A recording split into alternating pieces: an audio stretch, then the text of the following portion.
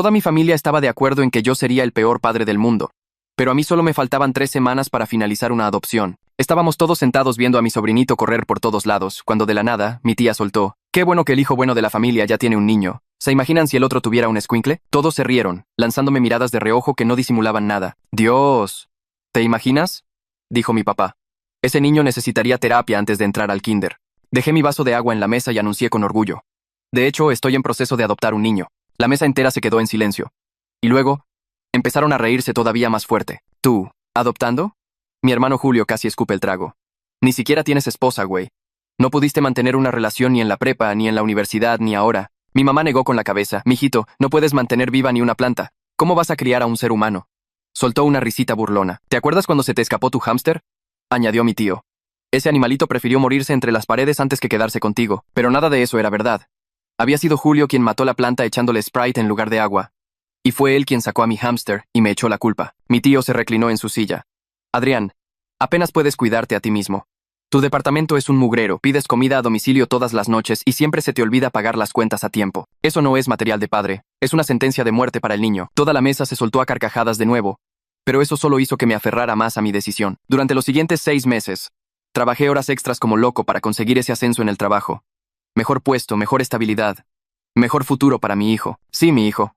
Isaac, un niño de 7 años que había estado rebotando por el sistema del DIF desde los 3. Me aseguré de que nuestro departamento estuviera limpio y seguro, con las alacenas llenas de comida y antojos. Aprendí a cocinar, a llevarlo a todos los lugares a los que yo quise ir de niño. Me presenté a cada visita supervisada, a cada junta, a cada cita.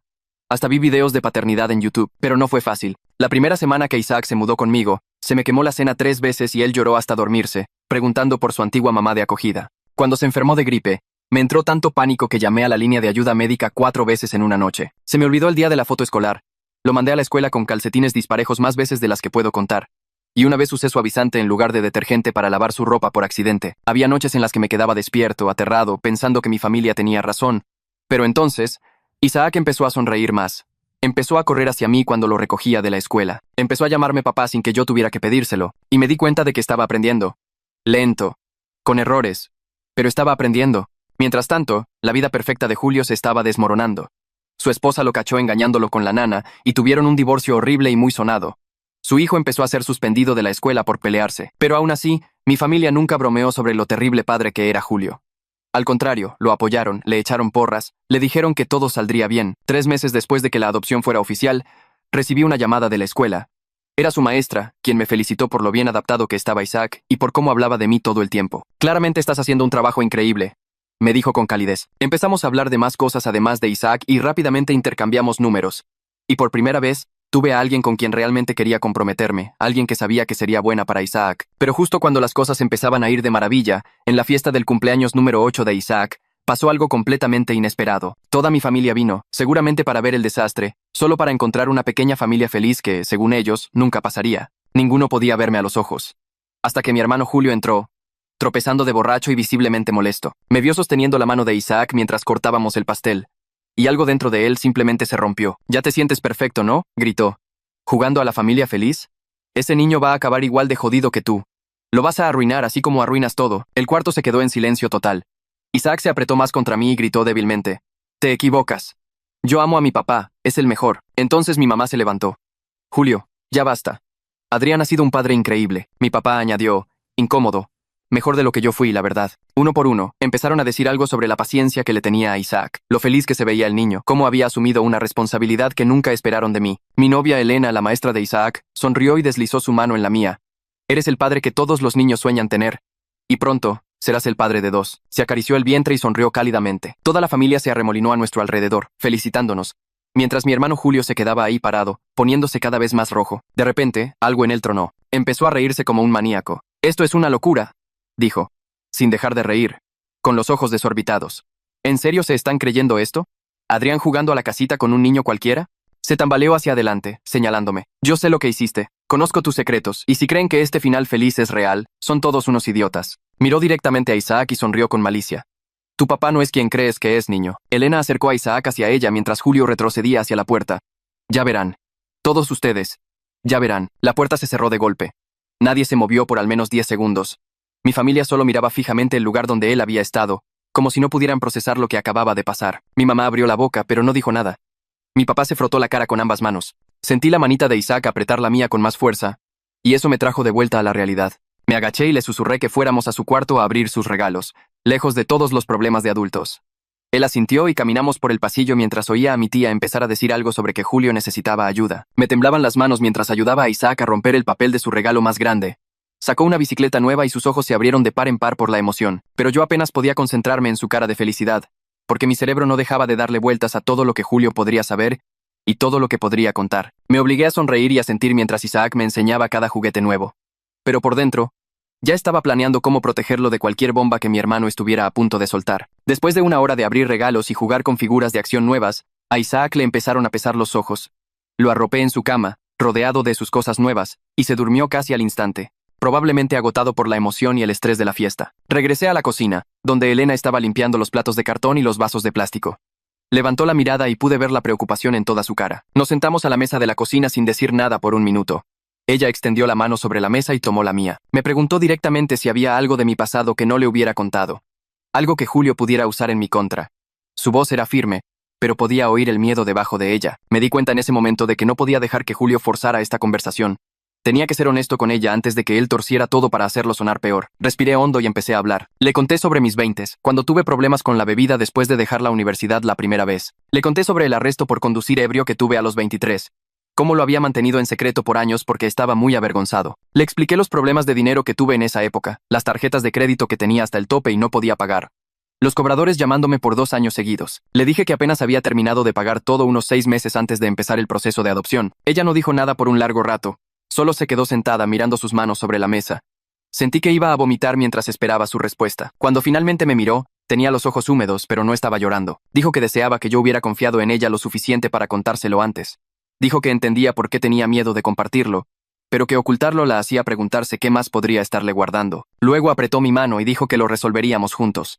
Que mi pasado no cambiaba lo que sentía por el hombre en el que me había convertido. A la mañana siguiente, Isaac entró a la cocina mientras yo hacía hotcakes y preguntó por qué el tío Julio estaba tan enojado en la fiesta. Volteé un hotcake y traté de pensar cómo explicárselo sin asustarlo. Le dije que a veces los adultos tienen problemas que necesitan resolver, y que el tío Julio estaba lidiando con cosas difíciles que lo hacían actuar de forma grosera. Isaac le puso miel a sus hotcakes y pareció pensarlo un segundo. Preguntó si el tío Julio estaba enojado con él. Le dije que no, absolutamente no, que esto era sobre cosas de adultos que no tenían nada que ver con él. Asintió y empezó a comer. Luego empezó a hablar de su bicicleta nueva y de si podíamos ir al parque más tarde. Así de fácil. Volvió a ser el niño feliz de siempre. Me recordó que los niños pueden manejar mucho más de lo que creemos, siempre y cuando se sientan seguros y amados. Pasamos el resto de la mañana en el parque e Isaac le dio como 50 vueltas al camino con su bici nueva. Esa tarde sonó mi teléfono. Vi que era mi mamá. Casi no contesto, pero Elena me lanzó una mirada que decía que debía hacerlo. La voz de mi mamá sonaba diferente a lo habitual. Más suave, tal vez. Dijo que quería disculparse por el comportamiento de Julio y preguntar si yo estaba bien. Me senté en el sillón, porque era la primera vez en toda mi vida que mi mamá realmente se preocupaba por cómo me sentía yo sobre algo. Dijo que había hablado con Julio esa mañana, y que él estaba hecho un desastre, pero que sus problemas no eran mi responsabilidad. Le dije que apreciaba su llamada y que estaba manejando las cosas, pero que Isaac tenía que ser mi prioridad ahora mismo. Ella dijo que entendía y que estaba orgullosa de cómo había manejado todo. Hablamos unos 10 minutos más sobre cosas normales, como la bici nueva de Isaac y el clima. Cuando colgué, Elena me preguntó si todo había salido bien. Le dije que mejor de lo que esperaba. Más tarde esa noche, después de que Isaac se durmió, Elena sugirió que deberíamos ver a su papá para contarle sobre el embarazo antes de que Julio causara más drama. Dijo que quería que su familia escuchara la noticia directamente de nosotros, no a través de una versión retorcida que mi hermano pudiera esparcir. Sentí un hueco en el estómago, porque conocer a su papá en estas circunstancias no era exactamente lo ideal. Genaro solo me había visto 2 veces antes, y ambas veces había sido educado pero distante. De esa forma en que se ponen los papás cuando no están seguros del tipo que sale con su hija, pero Elena tenía razón. Necesitábamos controlar nuestra propia historia. Acepté.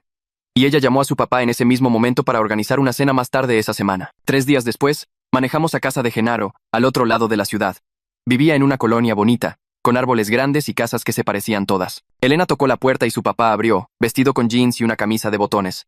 Me dio un firme apretón de manos y nos invitó a pasar. Nos sentamos en su sala e intercambiamos banalidades sobre el trabajo y el clima por unos 5 minutos, antes de que Elena simplemente soltara que estaba embarazada. La cara de Genaro pasó por unas 6 expresiones diferentes en 2 segundos. Miró a Elena, luego a mí, y de nuevo a Elena. Preguntó cuánto tiempo llevábamos juntos. Elena dijo que casi 5 meses. Él se reclinó en su silla y pude ver cómo hacía cuentas en su cabeza.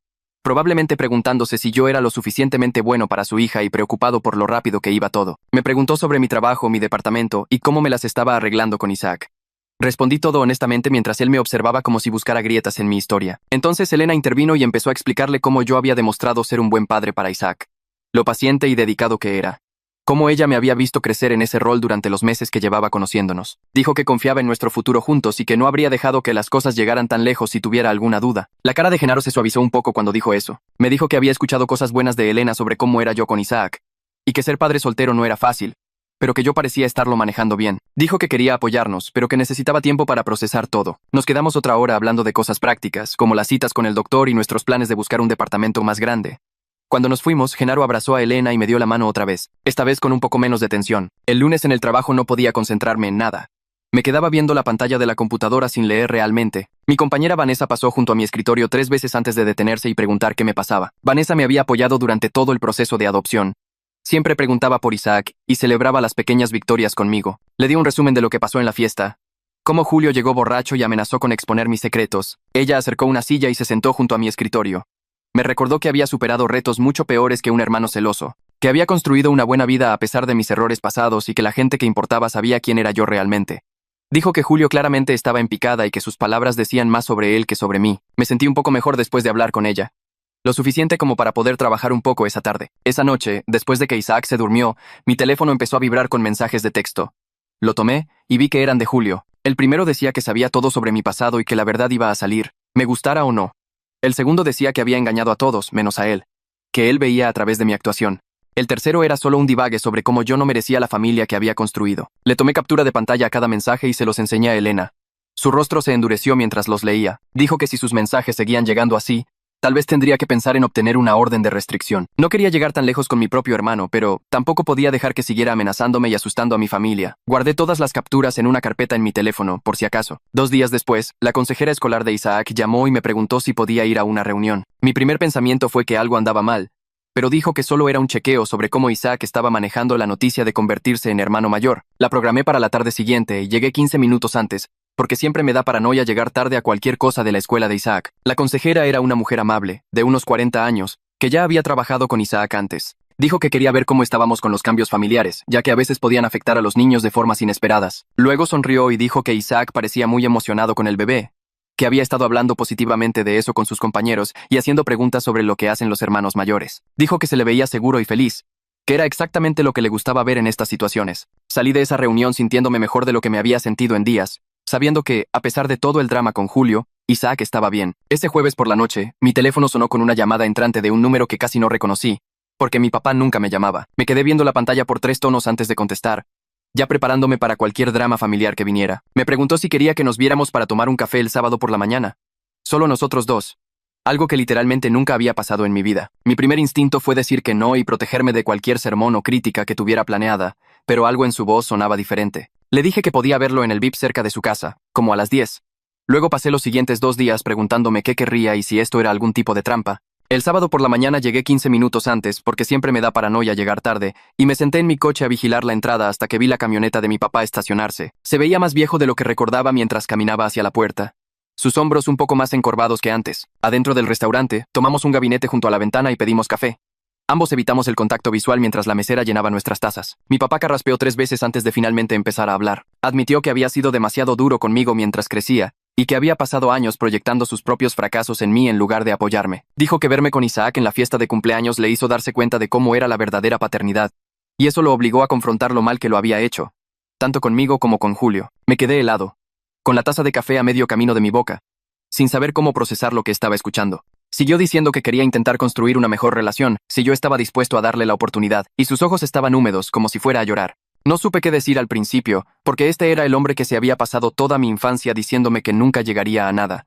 Y ahora estaba sentado frente a mí, disculpándose. Eventualmente, le dije que apreciaba la disculpa y que estaba dispuesto a tomar las cosas con calma, un paso a la vez. Acordamos empezar con comidas mensuales donde pudiéramos conocernos como adultos, en lugar de caer en los mismos patrones rotos de mi infancia. La conversación fue incómoda y extraña, pero también necesaria. Como drenar una herida infectada que había estado supurando por décadas. Terminamos nuestro café y cada quien se fue por su lado. Manejé a casa sintiéndome raro y desequilibrado, pero tal vez con un poquito de esperanza. El martes siguiente por la noche, Estaba ayudando a Isaac con su tarea en la mesa de la cocina cuando alguien empezó a golpear la puerta de mi departamento. Los golpes eran tan fuertes y agresivos que Isaac dio un brinco en su silla y me miró con ojos asustados. Reconocí la voz de Julio inmediatamente, gritando desde el pasillo que yo era un fraude y que todos iban a descubrir la verdad. Le dije a Isaac que fuera a su cuarto y se pusiera los audífonos. Luego cerré su puerta con seguro por fuera antes de llamar a la policía. Julio siguió golpeando y gritando mientras yo permanecía en la línea con la operadora. Podía oír a otros vecinos abriendo sus puertas para ver qué pasaba. Llamé a Elena después, y se quedó al teléfono conmigo. Su voz era tranquila y firme mientras los gritos de Julio se volvían más y más incoherentes. La policía llegó en menos de 10 minutos. Los oí en el pasillo diciéndole a Julio que se calmara y se alejara de mi puerta. Él empezó a discutir con ellos, arrastrando las palabras, enojado, y luego oí el sonido de unas esposas cerrándose. Uno de los oficiales tocó y se identificó, así que abrí la puerta. Encontré a Julio siendo llevado, esposado, con la cara roja y los ojos desenfocados. El oficial tomó mi declaración sobre el acoso y los mensajes amenazantes. Luego me informó que Julio estaba arrestado por intoxicación en la vía pública y alterar el orden. Me sugirió firmemente que considerara tramitar una orden de restricción, dado que el comportamiento de Julio estaba escalando y volviéndose más amenazante. Después de que se fueron, le quité el seguro a la puerta de Isaac. Lo encontré acurrucado en su cama, todavía con los audífonos puestos. Me tomó 20 minutos convencerlo de que todo estaba bien y que estaba a salvo. A la mañana siguiente, pedí el día libre en el trabajo y pasé horas en el juzgado reuniendo toda la documentación que necesitaba para la orden de restricción. Imprimí cada mensaje de texto amenazante que Julio me había enviado, escribí una línea de tiempo detallada de su comportamiento cada vez más inestable y adjunté el informe policial del incidente en el departamento. El empleado de la ventanilla del juzgado de lo familiar me guió con el papeleo y programó una audiencia para dentro de 2 semanas. Me temblaban las manos mientras llenaba los formularios, porque se sentía como un paso enorme contra mi propio hermano. Pero seguía pensando en la cara de miedo de Isaac, y sabía que tenía que protegerlo. Entregué todo y obtuve una orden temporal que estaría vigente hasta la audiencia, lo que significaba que Julio legalmente tenía que mantenerse alejado de mí y de mi familia. Al salir del juzgado me sentí agotado y triste, pero también aliviado de que finalmente estaba tomando acción, en lugar de solo esperar a que Julio mejorara por su cuenta. Esa tarde mi mamá llamó. Su voz estaba congestionada de tanto llorar.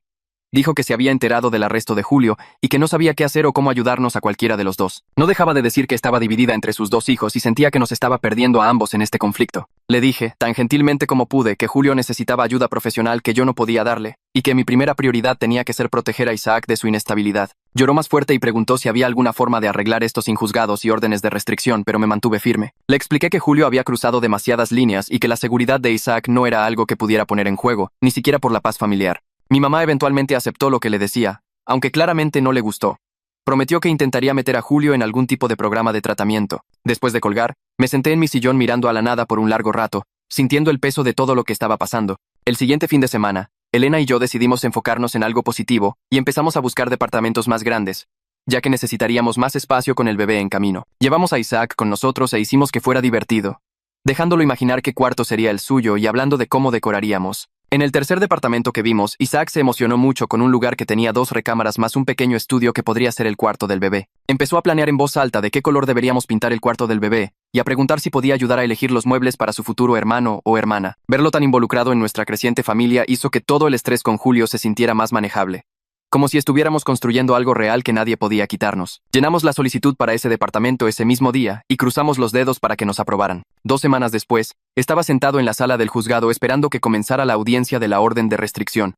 Elena estaba a mi lado y yo tenía una carpeta llena de pruebas en mi regazo. Julio llegó 10 minutos tarde, con aspecto desaliñado y enojado, con la ropa arrugada y el pelo sin peinar. Se estaba representando a sí mismo e inmediatamente comenzó a divagar frente al juez sobre cómo yo estaba manipulando a todos y destruyendo a nuestra familia. El juez lo dejó hablar unos 2 minutos antes de interrumpirlo y pedir ver mi documentación. Le entregué el informe policial, las capturas de pantalla de los textos amenazantes y mi declaración escrita sobre el acoso creciente. Julio intentó interrumpir varias veces, pero el juez le dijo firmemente que esperara su turno. Después de revisar todo, el juez concedió mi solicitud de una orden de restricción por 1 año, declarando que el acoso documentado y la intervención policial mostraban un patrón claro de comportamiento amenazante. La cara de Julio se puso roja y empezó a discutir, pero el alguacil dio un paso al frente y el juez le advirtió que cualquier violación resultaría en un arresto inmediato. Al salir de esa sala del tribunal, me sentí más seguro de lo que me había sentido en semanas, aunque sabía que esto solo iba a hacer que Julio se enojara más. 3 días después de la audiencia, mi tía me llamó pidiéndome que retirara la orden de restricción porque estaba desgarrando a la familia. Dijo que todos estaban molestos y tomando partido, y que yo estaba empeorando las cosas al involucrar a los tribunales en asuntos familiares. Le dije firmemente que el comportamiento de Julio era lo que causaba los problemas,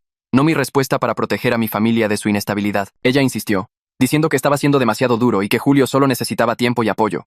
pero me negué a ceder. Le expliqué que Isaac tenía pesadillas después del incidente en el departamento y que su sensación de seguridad importaba más que mantener la paz familiar. Mi tía se quedó callada un minuto, luego dijo que entendía, aunque claramente no estaba contenta con mi respuesta. Colgó sin despedirse. Sabía que esto significaba que vendría más drama familiar, pero ya no me importaba. El bienestar de Isaac era lo único que importaba. La semana siguiente tuve mi chequeo post-adopción programado con la trabajadora social de Isaac y decidí ser completamente transparente sobre todo lo que estaba sucediendo. Le revelé toda la situación con Julio, incluida la orden de restricción y el incidente en el departamento. Y también le conté sobre mi antiguo arresto por conducir ebrio de cuando tenía 20 y tantos, algo que había mantenido en secreto durante años. Ella escuchó atentamente y tomó notas. Luego me sorprendió diciendo que mi transparencia mostraba buen juicio y responsabilidad. Señaló que había estado sobrio durante años, que había construido una vida estable y que mi acción inmediata para proteger a Isaac de Julio demostraba exactamente el tipo de instinto paternal que le gustaba ver. Anotó todo en su archivo y dijo que no había preocupaciones sobre la colocación de Isaac, lo que me hizo sentir que finalmente podía respirar de nuevo. Al salir de esa reunión, me di cuenta de que ser honesto sobre mi pasado y mis luchas actuales en realidad me estaba convirtiendo en un mejor padre, no en uno peor. 2 semanas después, Elena y yo estábamos sentados en la sala de espera de la Clínica de Salud de la Mujer para su primer ultrasonido. Isaac estaba en la escuela y yo no dejaba de mirar mi reloj, aunque teníamos mucho tiempo. La enfermera llamó a Elena y la seguimos a un cuarto pequeño y oscuro con una máquina de ultrasonido. Elena se recostó en la camilla y se levantó la blusa mientras la técnica le ponía gel frío en el vientre. La pantalla parpadeó y de repente, ahí estaba. Esa pequeña mancha parpadeante que era nuestro bebé. La técnica señaló el latido del corazón y midió diferentes partes mientras escribía notas. Me quedé mirando esa pantalla, pensando en cómo, un año atrás, mi familia se reía de la idea de que yo fuera padre. Elena extendió la mano y apretó la mía sin apartar la vista del monitor. Se inclinó y susurró que estaba orgullosa de mí. Se me humedecieron los ojos y tuve que parpadear varias veces porque no quería llorar frente a la técnica. Nos fuimos con las impresiones de las imágenes del ultrasonido y las guardé con cuidado en mi cartera. El sábado siguiente, Genaro Mercer, el papá de Elena, llamó y me preguntó si quería ir a un partido de béisbol con él. Solo nosotros dos. Dije que sí, aunque se sentía como algún tipo de prueba. Nos encontramos en el estadio y encontramos nuestros asientos. Genaro nos compró hot dogs y cervezas, aunque yo me quedé con un refresco. Durante las primeras entradas solo vimos el juego e intercambiamos comentarios sobre los jugadores. Luego, durante el descanso de la 7ª entrada, me preguntó sobre mi trabajo. Le conté sobre el ascenso que había ganado y cómo la estabilidad me ayudó durante el proceso de adopción. Él asintió y me preguntó cuáles eran mis planes para el futuro. Le expliqué que quería mantener a Elena y a ambos niños.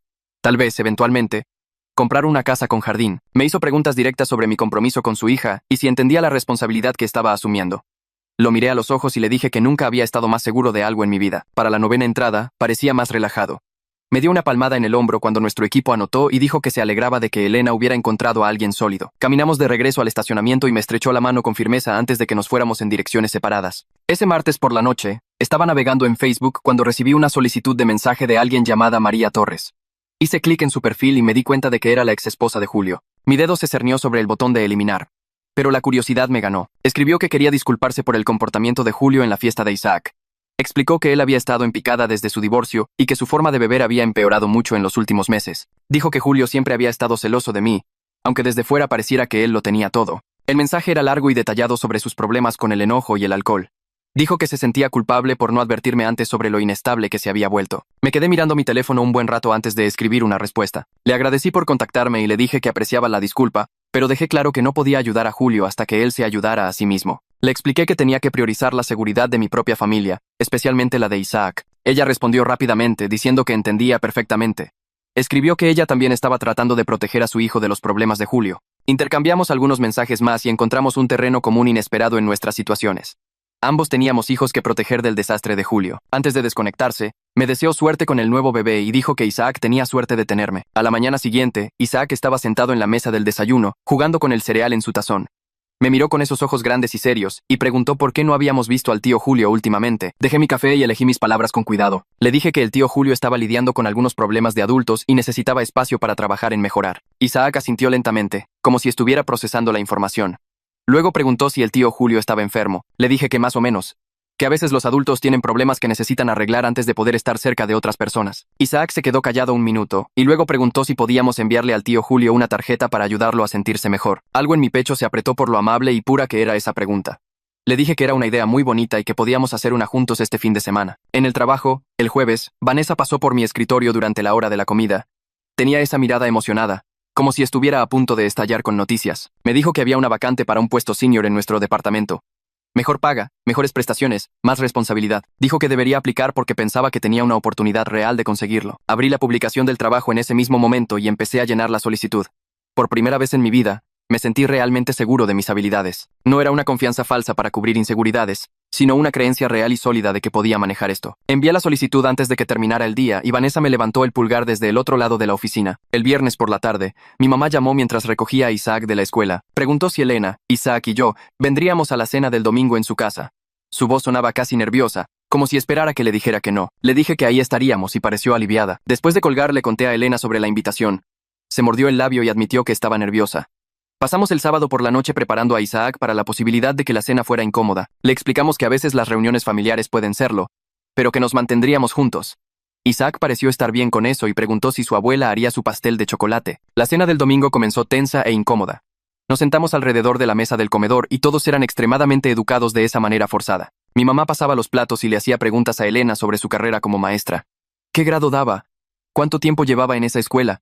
¿Qué la hizo querer ser maestra? Elena respondió todo con gracia, aunque yo notaba que estaba nerviosa. Mi mamá realmente escuchó las respuestas, en lugar de solo esperar su turno para hablar. Hizo preguntas de seguimiento sobre el embarazo de Elena y si planeaba seguir dando clases después de que naciera el bebé. Mientras tanto, mi papá sacó un viejo juego de mesa y se sentó en el suelo con Isaac. Los observé jugar juntos y vi indicios del tipo de abuelo que podría ser si lográbamos superar toda nuestra historia. Isaac se rió cuando mi papá hizo un movimiento tonto y mi papá le alborotó el pelo. Toda la escena se sentía surrealista en comparación con esa primera cena familiar donde se burlaron de mí. Después de terminar de comer, mi tío me llevó aparte al pasillo. Se veía incómodo y no dejaba de carraspear. Finalmente, dijo que quería disculparse por las bromas crueles que había hecho en esa primera reunión familiar. Admitió que solo había estado siguiendo el patrón familiar de hacerme el chivo expiatorio, sin pensar en el daño real que causaba. Dijo que verme con Isaac le hizo darse cuenta de lo equivocados que habían estado todos. Me quedé ahí mirándolo, sintiendo el peso de todos esos años de ser el chiste de la familia. Le dije que aceptaba su disculpa, pero que tomaría tiempo reconstruir la confianza. Él asintió y dijo que entendía, y que trabajaría para ganársela de nuevo. El miércoles por la tarde, mi teléfono sonó mientras estaba en una junta en el trabajo. Vi que era la escuela de Isaac y me salí para contestar. La voz de la directora era tensa y profesional. Dijo que había una situación y que necesitaba ir a la escuela de inmediato. Se me revolvió el estómago. Agarré mis llaves y corrí. Manejé hasta allí rompiendo probablemente todos los límites de velocidad. Cuando entré al estacionamiento, había 2 patrullas estacionadas cerca de la entrada. Corrí adentro y encontré a Isaac sentado en la oficina de la consejera, viéndose pequeño y asustado. La directora me explicó que los maestros habían visto a Julio actuando de manera extraña en el estacionamiento durante la hora de la salida. Había estado caminando de un lado a otro, gritando e intentando acercarse al edificio. Iniciaron un protocolo de cierre de emergencia y llamaron a la policía. Los oficiales llegaron y lo arrestaron por violar la orden de restricción. Isaac estuvo a salvo todo el tiempo, pero había escuchado el anuncio del cierre y se asustó. Me arrodillé y abracé a Isaac con fuerza mientras la rabia me quemaba el pecho. Los problemas de Julio ahora habían tocado la sensación de seguridad de mi hijo en su propia escuela, el único lugar que siempre debería sentirse seguro para él. Agradecí a la consejera y a la directora por proteger a Isaac. Luego lo cargué hasta el auto y manejé a casa, con las manos temblando sobre el volante todo el camino. Esa noche, Isaac me preguntó 3 veces si las puertas tenían seguro, y 2 veces si alguien podía entrar por su ventana. Revisé todo frente a él y me senté en el borde de su cama hasta que se durmió. Mi teléfono vibró alrededor de la medianoche con un texto de mi mamá pidiéndome que le llamara lo antes posible. Salí al pasillo y marqué su número. Me dijo que Julio había sido arrestado en la escuela y llevado a la cárcel del condado. El juez había fijado su fianza en $50 esta vez, en lugar de los $20 originales. Dijo que también le ordenó a Julio hacerse una evaluación de abuso de sustancias antes de cualquier audiencia futura. Luego me preguntó si podía ayudar a pagar la fianza, porque ella y mi papá no tenían tanto dinero disponible en ese momento. Le dije que no. Se quedó callada por un largo momento antes de pedirme que lo reconsiderara, que Julio seguía siendo mi hermano y que necesitaba el apoyo de la familia. Le expliqué que darle dinero para evitar las consecuencias no lo ayudaría a mejorar. Empezó a llorar y dijo que estaba siendo cruel, que Julio estaba pasando por un momento difícil. Me mantuve firme y le dije que proteger a Isaac era mi primera prioridad y que Julio necesitaba enfrentar lo que había hecho. Me colgó. Esa primera noche, Isaac se despertó gritando. Corrí a su cuarto y lo encontré sentado en la cama, con lágrimas corriendo por su cara. Dijo que soñó que el tío Julio entraba a la escuela y se lo llevaba. Me senté a su lado, encendí su lámpara de noche y le dije que eso nunca pasaría, porque la escuela tenía buena seguridad y yo siempre lo protegería. Preguntó si el tío Julio estaba enojado con él. Le prometí que los problemas de Julio no tenían nada que ver con él, y que nada de esto era su culpa. Nos quedamos sentados ahí por 1 hora mientras le sobaba la espalda y le contaba historias graciosas de cuando yo tenía su edad. Finalmente se volvió a dormir, como a las 3 de la mañana. Lo mismo pasó la noche siguiente, y la noche después de esa. Cada vez se despertaba asustado y cada vez me quedaba con él hasta que se sentía lo suficientemente seguro para dormir. Elena vino la 4ª noche y me encontró agotado en el sillón después de lograr que Isaac se durmiera. Se sentó y puso su mano en mi brazo. Sugirió que empezáramos terapia familiar para ayudar a Isaac a procesar todo lo que había estado pasando. Acepté de inmediato, porque podía ver que el miedo en los ojos de Isaac empeoraba en lugar de mejorar. El consultorio de la terapeuta familiar tenía sillas cómodas y juguetes en una esquina. Isaac se sentó entre Elena y yo durante nuestra primera sesión, mientras la terapeuta le preguntaba sobre la escuela, sus amigos y sus cosas favoritas. Luego, gentilmente le preguntó sobre la cosa de miedo que pasó en la escuela. Isaac bajó la mirada a sus manos y dijo que escuchó la alarma de cierre y se asustó mucho. La terapeuta asintió y le preguntó qué le daba miedo. Dijo que le preocupaba que alguien malo estuviera tratando de lastimar a la gente. Ella preguntó si sabía quién era la persona, y él negó con la cabeza, aunque yo sabía que probablemente lo había deducido. Seguimos yendo cada semana. La terapeuta le enseñó a Isaac algunos ejercicios de respiración para usarlos cuando se sintiera asustado. También me enseñó a mí mejores formas de tranquilizarlo sin hacer sus miedos más grandes accidentalmente. Elena se unió a algunas sesiones para mostrarle a Isaac que ella era parte de nuestro equipo familiar y que también ayudaría a mantenerlo a salvo. Después de aproximadamente un mes, las pesadillas de Isaac comenzaron a ser menos frecuentes. Todavía las tenía a veces, pero no cada noche como antes. Mi jefa me llamó a su oficina un jueves por la tarde.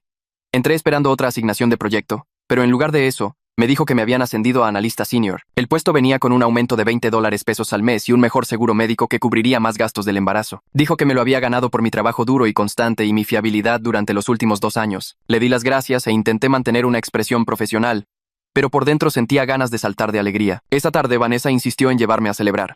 Fuimos a un bar cerca de la oficina.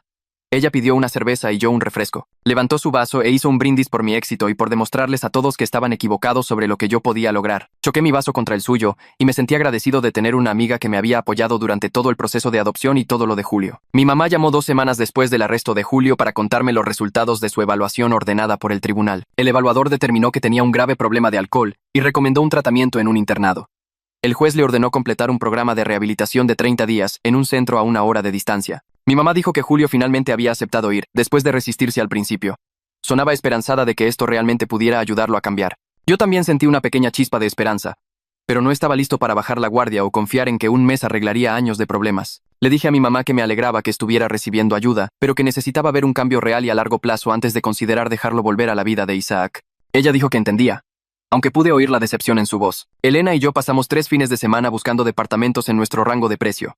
La mayoría eran demasiado pequeños, o estaban en zonas feas, o tenían propietarios que parecían turbios. Entonces encontramos un lugar de 3 recámaras en una calle tranquila, en el mismo distrito escolar al que ya iba Isaac. Tenía un pequeño patio trasero cercado y suficiente espacio para que Isaac tuviera su propio cuarto y para que nosotros armáramos un cuarto para el bebé. La cocina estaba remodelada y el propietario pareció razonable cuando lo conocimos. Firmamos el contrato de arrendamiento ese mismo día. Isaac vino con nosotros a verlo antes de que firmáramos y corrió de cuarto en cuarto, emocionándose por tener un espacio más grande.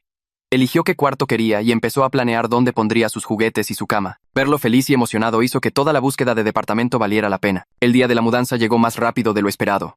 Había empacado la mayoría de nuestras cosas la semana anterior, pero todavía había cajas por todas partes cuando mi papá apareció ese sábado por la mañana. Nunca antes se había ofrecido a ayudarme a mudarme, así que me sorprendió cuando llamó y preguntó a qué hora llegar. Trabajamos juntos cargando cajas por las escaleras y subiéndolas al camión de mudanzas que había rentado. No dijo mucho al principio, pero mientras cargábamos un librero pesado juntos, me dijo que estaba orgulloso de cómo había manejado todo con Julio.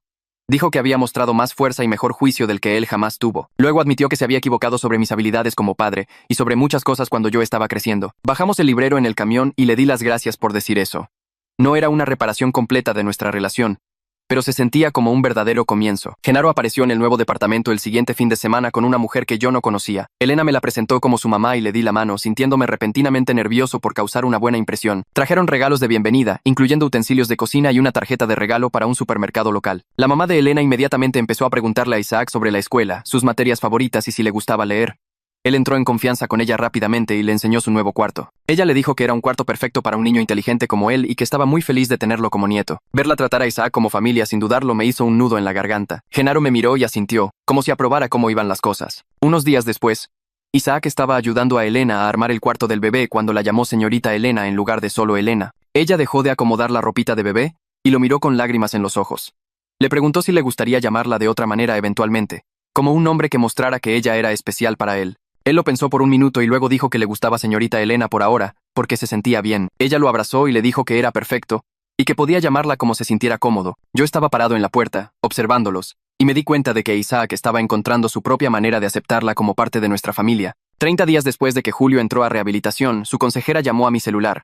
Se presentó y explicó que estaba trabajando con Julio en su programa de recuperación. Me preguntó si estaría dispuesto a participar en una sesión de terapia familiar como parte de su plan de tratamiento. Dudé, porque no estaba seguro de si Julio realmente estaba cambiando o solo estaba siguiendo los pasos para satisfacer al tribunal. Ella dijo que la participación familiar era importante para el éxito a largo plazo, pero que yo podía establecer los límites que necesitara. Acepté una sesión, con límites claros sobre lo que estaba dispuesto a discutir. La programó para la siguiente semana en el centro de rehabilitación. Después de colgar le conté a Elena. Apretó mi mano y dijo que apoyaría cualquier decisión que tomara sobre Julio. La sesión de terapia tuvo lugar el jueves siguiente en el centro. Manejé hasta allí solo porque Elena tenía que trabajar, y honestamente necesitaba el tiempo para prepararme mentalmente para ver a Julio de nuevo. La consejera me recibió en el vestíbulo y me llevó a un pequeño cuarto con un sofá y 2 sillas. Julio entró unos minutos después. Se veía más limpio de lo que lo había visto en meses. Tenía los ojos claros y se sentó sin esa energía furiosa que usualmente lo rodeaba. La consejera comenzó explicando el propósito de la terapia familiar en la recuperación, y luego le preguntó a Julio si quería compartir algo conmigo. Él miró sus manos por un largo rato antes de hablar. Dijo que lamentaba todo lo de la fiesta de cumpleaños, los mensajes y el haberse presentado borracho en mi departamento. Luego dijo algo que me sorprendió. Me dijo que había estado celoso de mí durante años, aunque todos pensaban que él era el exitoso. Explicó que verme construir una familia real con Isaac, mientras su matrimonio se caía a pedazos y su hijo tenía problemas, hizo que algo se rompiera dentro de él. Dijo que no era justo que el hermano bueno para nada tuviera el final feliz mientras el hijo de oro lo perdía todo. La consejera le pidió que explicara qué quería decir con eso. Julio habló sobre cómo siempre sintió la presión de ser perfecto y cómo resentía que yo pareciera libre de esas expectativas, incluso si eso significaba ser el chiste de la familia. Dijo que verme tener éxito como padre, cuando todos predijeron que fallaría, le hizo darse cuenta de que su propia vida estaba vacía, a pesar de verse bien por fuera. Admitió que necesitaba enfocarse en su propia recuperación y en reconstruir la relación con su hijo, en lugar de hundirme a mí. Me quedé sentado escuchando, sintiendo una extraña mezcla de ira y tristeza.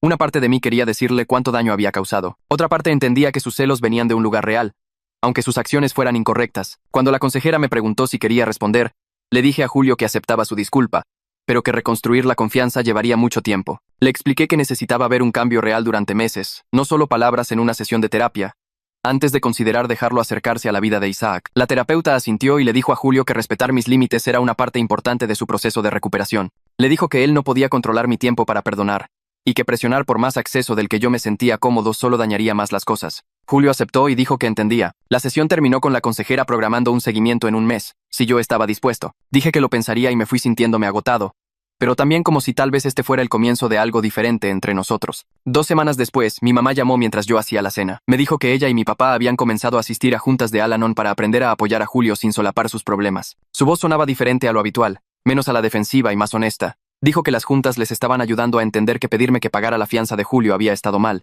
Se disculpó por ponerme esa presión y dijo que ahora entendía por qué me había negado. Le agradecí por decírmelo y le dije que me alegraba que ellos también estuvieran recibiendo ayuda. Se sintió como la primera conversación real que habíamos tenido en años, donde ella no estaba poniendo excusas por Julio o minimizando mis sentimientos. Después de colgar, Elena entró a la cocina y preguntó cómo había ido.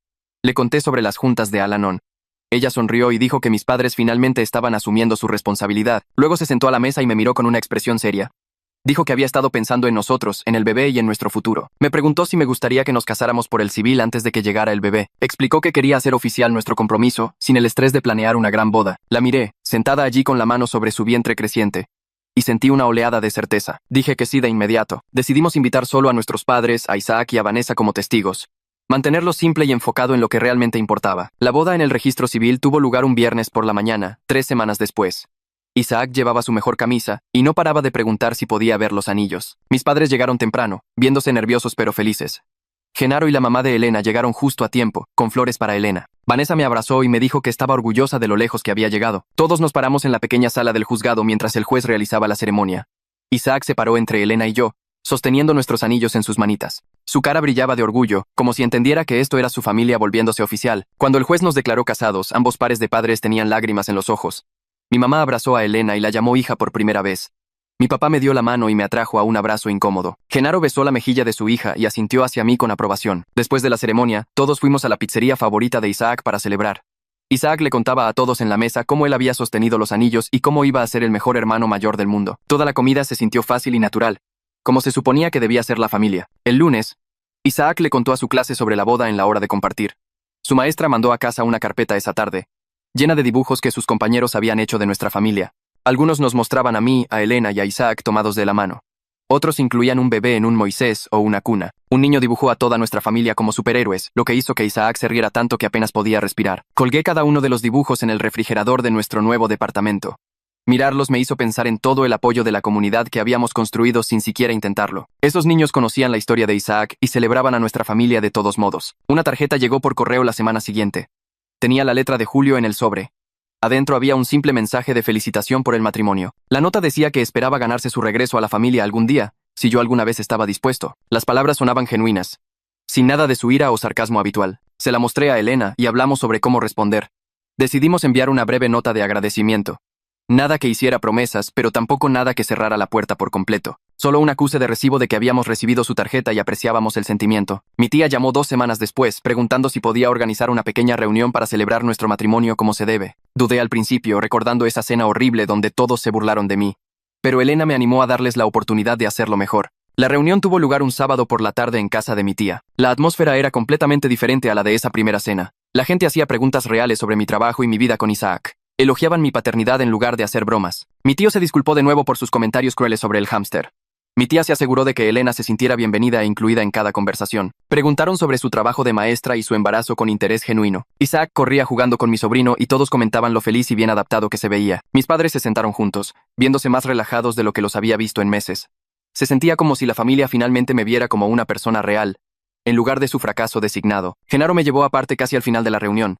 Nos paramos en el patio trasero de mi tía mientras los niños jugaban en los columpios. Me dijo que se había equivocado al dudar de mí cuando nos conocimos. Dijo que ahora podía ver que yo era exactamente el tipo de hombre que su hija y su nieto merecían. Me dio la bienvenida oficial a su familia y dijo que estaba emocionado por conocer a su nuevo nieto en unos meses. Su aceptación significó más de lo que esperaba. Tener al papá de Elena de mi lado se sintió como una prueba de que realmente me había convertido en alguien digno de respeto. La escuela de Isaac organizó un evento de padres e hijos al mes siguiente. Llegamos juntos e Isaac inmediatamente comenzó a presentarme a sus amigos como mi papá.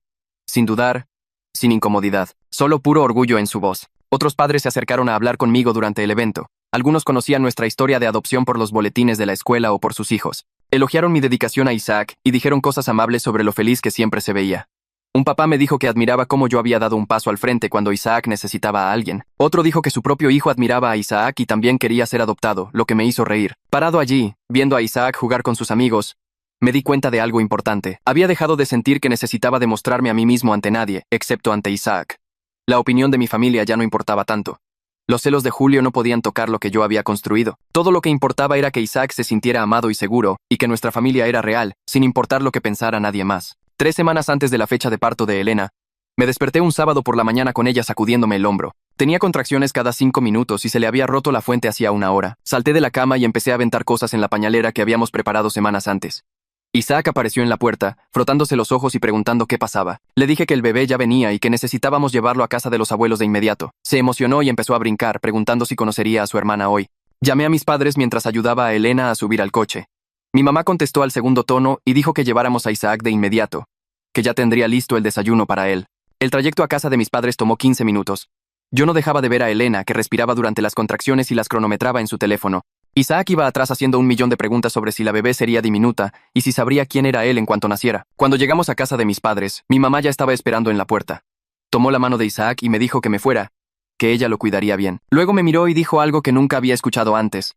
Me llamó hijo con verdadera calidez en su voz y me dijo que me concentrara en Elena y en la bebé, que todo estaría bien. Sentí que algo cambiaba en mi pecho, pero no tuve tiempo de procesarlo. Regresé al coche y manejé al hospital con Elena apretando mi mano en cada contracción. El parto duró 12 horas. Elena apretó mi mano tan fuerte que pensé que me rompería los huesos.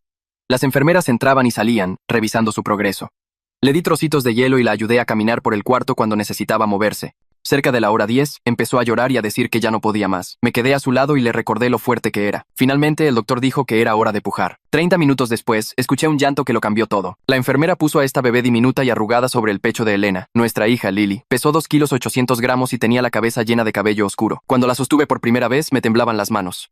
Era tan pequeña, tan perfecta, y mía. La enfermera que nos había estado ayudando sonrió y dijo que yo parecía tener un don natural con los recién nacidos. Elena se rió, aunque estaba agotada, y dijo que yo ya había tenido mucha práctica siendo papá. No podía dejar de mirar la cara de Lily y pensar en lo diferente que era mi vida ahora, comparada con un año atrás. Mis padres llevaron a Isaac al hospital esa tarde para conocer a su hermanita. Entró al cuarto de la mano de mi mamá y sus ojos se abrieron de par en par cuando vio a la bebé. Lo senté en la silla junto a la cama de Elena y con cuidado coloqué a Lily en sus brazos, sosteniendo su cabecita. Él la miró con una expresión de asombro y preguntó por qué era tan pequeña. Elena le explicó que todos los bebés empiezan chiquitos y crecen cada día. Isaac quería saber cuándo podría jugar con él y si ella sabía que él era su hermano mayor. Hizo como 10 preguntas más, una tras otra, mientras tocaba suavemente los deditos de Lily. Mi papá se quedó atrás, tomando fotos con su teléfono. Saqué mi propio teléfono y capturé el momento de Isaac sosteniendo a Lily, sonriendo más grande de lo que jamás lo había visto. Mirando esa foto más tarde, supe que ahí fue cuando nuestra familia se completó.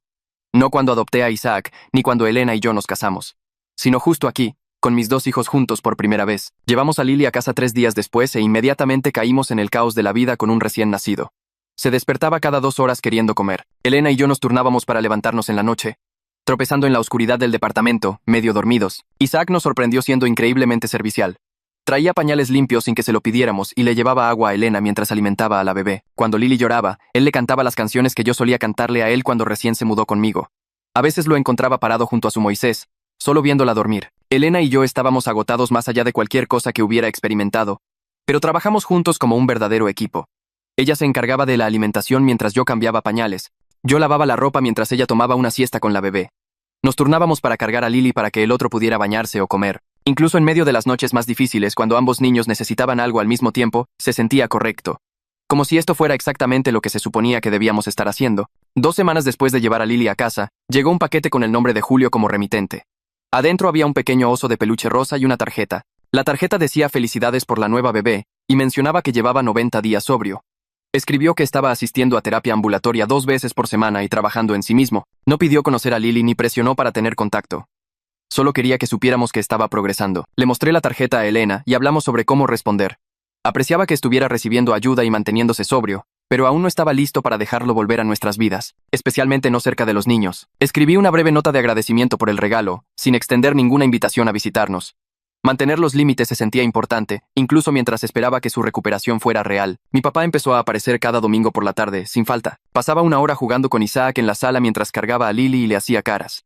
A Isaac le encantaba tener la atención de su abuelo y presumía sus habilidades de lectura o contaba historias de la escuela. Mi papá parecía genuinamente interesado en todo lo que Isaac decía. Hacía preguntas, se reía de los chistes de Isaac y le ayudaba a construir torres de bloques elaboradas. Con Lily era gentil y paciente, dejando que ella le agarrara el dedo mientras le hablaba con voz suave. Yo lo observaba con ambos niños y veía a una persona diferente al padre con el que crecí. Estaba presente e involucrado de maneras que nunca lo estuvo conmigo, ni siquiera con el hijo de Julio. Se sentía como si estuviera tratando de ser el abuelo que deseó haber sido como padre. Genaro y la mamá de Elena se convirtieron en visitas habituales en nuestro departamento durante esas primeras semanas. Llegaban con comida casera y se llevaban a Isaac al parque para que Elena y yo pudiéramos dormir una siesta. La mamá de Elena cargaba a Lily durante horas, cantando viejas canciones de cuna y contando historias de cuando Elena era bebé. Genaro me ayudó a armar muebles nuevos y a arreglar una llave que goteaba y que yo había estado ignorando. Nunca nos hicieron sentir como si estuviéramos fallando o batallando. Solo nos apoyaron en las partes difíciles. Me sentí agradecido por su presencia de maneras que no podía expresar del todo. Después de pasar tantos años sintiéndome como el marginado de la familia, ahora tenía más apoyo familiar del que sabía qué hacer. Ambos pares de padres invertidos en nuestros hijos y en nuestro éxito. Era extraño y maravilloso al mismo tiempo. 3 meses después del nacimiento de Lily, Julio envió un mensaje de texto preguntando si podíamos vernos para tomar un café. Dijo que quería mostrarme su ficha de 6 meses de sobriedad y hablar sobre su progreso. Me quedé mirando el mensaje un buen rato antes de responder. Una parte de mí quería ignorarlo y mantenerlo a distancia, pero otra parte tenía curiosidad por saber si realmente había cambiado o si esto era solo otra manipulación. Acepté reunirme con él en un café del centro, sin los niños. Le dije a Elena dónde estaría, y le prometí enviarle un mensaje cada 30 minutos para que supiera que estaba bien. La mañana de la reunión estaba nervioso de una manera que no podía identificar. Nervioso de que estuviera borracho o enojado. Nervioso de que intentara culparme para que lo dejara conocer a Lily. Nervioso de que verlo traería de vuelta todos los malos sentimientos de la fiesta de cumpleaños. Cuando Julio entró al café, casi no lo reconocí. Se veía más saludable de lo que lo había visto en años. Sus ojos estaban claros y enfocados. Había recuperado algo de peso y su piel ya no tenía ese tono grisáceo. Nos sentamos en una mesa de la esquina y él sacó una ficha plateada de su bolsillo. 6 meses sobrio. La puso sobre la mesa entre nosotros como una prueba. Luego empezó a hablar, y yo solo escuché. Asumió toda la responsabilidad por todo lo que pasó en la fiesta de cumpleaños de Isaac. No puso excusas sobre estar borracho o celoso. Simplemente reconoció que su comportamiento fue incorrecto e hiriente. Habló sobre la terapia, las juntas de AA y sobre aprender a lidiar con su ira. Mencionó que estaba reconstruyendo la relación con su propio hijo, tomándoselo con calma y demostrando que podía ser confiable. Dijo que entendía si yo nunca confiaba en él cerca de mis hijos, que se había ganado mi desconfianza y que tomaría años reconstruir algo entre nosotros, pero quería que yo supiera que estaba tratando genuinamente de convertirse en una mejor persona. No por mí, ni por nadie más, sino por él mismo. Me quedé sentado procesando todo lo que dijo antes de responder. Le dije que podía ver su progreso y que me alegraba que estuviera recibiendo ayuda, que verlo saludable y con los ojos claros me daba la esperanza de que realmente pudiera mantener su sobriedad esta vez. Pero fui honesto. Le dije que reconstruir la confianza sería un proceso lento, que dependería de que él se mantuviera sobrio y respetara cualquier límite que yo estableciera, que mi prioridad siempre sería proteger a Isaac y a Lily de la inestabilidad. Él asintió a todo lo que dije. No discutió ni presionó. Dijo que estaba dispuesto a hacer lo que fuera necesario, por el tiempo que fuera necesario, que sabía que había destruido la relación entre nosotros y que recuperarla dependía completamente de él. Por primera vez en todas nuestras vidas estábamos teniendo una conversación honesta, sin competencia, ni resentimiento, ni dinámicas familiares estorbando. Solo dos hermanos tratando de averiguar si quedaba algo que salvar entre ellos. 6 meses después, la cena de Navidad en casa de mis padres fue como entrar en un universo diferente. Llevé a Lily en su portabebé mientras Isaac sostenía la mano de Elena. Cuando entramos por la puerta, mi mamá de hecho me abrazó a mí primero, en lugar de hacer alguna broma. Mi papá tomó el portabebé y le hizo cariños a Lily, llamándola su nieta sin ninguna incomodidad. La mesa estaba puesta con lugares asignados y el mío ya no estaba arrinconado al final. Me senté entre Elena e Isaac, justo en medio de todo. Julio apareció una hora después, sobrio, y llevando un postre que él mismo había horneado. Se mantuvo callado la mayor parte del tiempo, ayudando en la cocina y jugando con Isaac cuando se lo pedían, pero sin presionar. Cuando mi tía empezó a contar historias de las fiestas familiares, me incluyó en los buenos recuerdos en lugar de convertirme en el remate del chiste. Mi tío me preguntó sobre mi trabajo y pareció genuinamente interesado en mi respuesta. Durante la cena, mi mamá me pasaba los platos a mí primero y preguntaba si Isaac necesitaba algo. Eran cosas pequeñas, pero importaban. Julio me miró una vez a través de la mesa y me dio un pequeño asentimiento. Le devolví el gesto. Después de comer, mi papá sugirió tomar una foto familiar. Y por primera vez en la historia, se aseguró de que yo estuviera en el centro, sosteniendo a Lily, con Isaac pegado a mi lado. Cuando nos fuimos esa noche, mi mamá me abrazó de nuevo y me susurró, «Estoy orgullosa de ti». Y, de hecho, le creí. 2 semanas después estaba sentado en el estacionamiento de la escuela leyendo el reporte de progreso de Isaac de su maestra de tercero. Había escrito una página completa sobre lo amable que era con otros estudiantes, cómo ayudaba a los niños que tenían dificultades y cómo hablaba de su familia con tanto amor y orgullo. Al final, había agregado una nota personal diciendo que Isaac era uno de los estudiantes emocionalmente más saludables que había tenido en 15 años, y le daba crédito al ambiente hogareño estable que habíamos creado. Se lo mostré a Elena esa noche después de que Isaac se durmió. Ambos nos sentamos en el sillón, solo mirando el papel. Todos esos primeros días de cenas quemadas, calcetines disparejos y llamadas de pánico a la línea de enfermeras habían llevado a esto. Un niño feliz, saludable y amable que se sentía lo suficientemente seguro y amado como para ser bueno con los demás. Elena apretó mi mano y dijo, «Lo hicimos bien», y finalmente me permití creerlo. Mis padres empezaron a venir cada domingo después de eso. Traían algo del súper y se quedaban a ayudar con lo que necesitáramos. Mi mamá cargaba a Lily mientras yo ayudaba a Isaac con la tarea, y mi papá arreglaba cosas en el departamento sin que se lo pidiera. Le preguntaban a Elena sobre sus planes de clase y sus alumnos, tratándola como si siempre hubiera sido parte de la familia. No era perfecto. A veces mi mamá decía algo que me recordaba a los viejos tiempos, o mi papá hacía un chiste que no caía bien. Pero lo estaban intentando. Realmente lo estaban intentando. Y eso era más de lo que jamás había esperado. Nunca borraríamos los años en que me trataron como el chiste familiar, pero habíamos encontrado una manera de avanzar que se sentía funcional. Se estaban convirtiendo en los abuelos que Isaac y Lily merecían, incluso si nunca fueron los padres que yo necesité mientras crecía. 4 meses después de esa Navidad, Julio preguntó si podía ver a Isaac y a Lily en casa de mis padres, con todos presentes. Acepté, pero me quedé todo el tiempo, observando cómo interactuaba con ellos. Fue paciente con las preguntas de Isaac y gentil al cargar a Lily. No intentó ser su tío favorito ni compitió por su atención. Simplemente se presentó, estuvo presente y se comportó apropiadamente. Durante los siguientes meses, siguió demostrando ser confiable. Venía a la cena del domingo, sobrio. Ayudaba a mis padres con proyectos y ni una sola vez presionó por más acceso del que yo me sentía cómodo dando. Le mandaba tarjetas de cumpleaños a Isaac y preguntaba por la escuela sin hacerlo raro. Lentamente, con cuidado, empecé a confiar en él cerca de mis hijos para visitas cortas, mientras yo me quedaba cerca. Nunca se quejó de mi cautela ni intentó apresurar el proceso. Entendía que había destruido la confianza entre nosotros y que recuperarla dependía completamente de él. Cuando llegó el 9º cumpleaños de Isaac, casi exactamente 1 año después de esa fiesta desastrosa, hicimos una celebración en nuestro departamento con ambos lados de la familia. El lugar estaba lleno de gente, pero el ambiente era completamente diferente. Genaro y la mamá de Elena trajeron un pastel enorme que ellos mismos habían decorado. Mis padres llegaron temprano para ayudar a preparar todo. Julio vino con un regalo bien pensado, en el que claramente había puesto esfuerzo. Todos cantaron las mañanitas sin tensión ni juicios ocultos. Isaac apagó sus velas mientras los niños de su clase corrían jugando. Elena cargaba a Lily en su cadera y ayudaba a servir el pastel. Mi mamá y la mamá de Elena platicaban en la cocina como viejas amigas. Mi papá y Genaro estaban parados juntos, viendo jugar a los niños, ambos sonriendo. Julio se mantuvo apropiado todo el tiempo, hablando con los miembros de la familia y ayudando a limpiar sin hacer que nada se tratara de él. Cuando miré alrededor del cuarto, me di cuenta de que realmente habíamos construido algo real aquí. Algo que perduró a pesar de todos los obstáculos, las dudas y el drama. Tarde esa noche, después de que todos se fueron e Isaac finalmente colapsó por el exceso de azúcar, me paré en la puerta de su cuarto, viéndolo dormir. Elena se acercó por detrás de mí, con Lily somnolienta en sus brazos, y nos quedamos ahí, mirando a nuestra familia. Pensé en esa mesa de la cena, años atrás, cuando todos se rieron de la idea de que yo adoptara.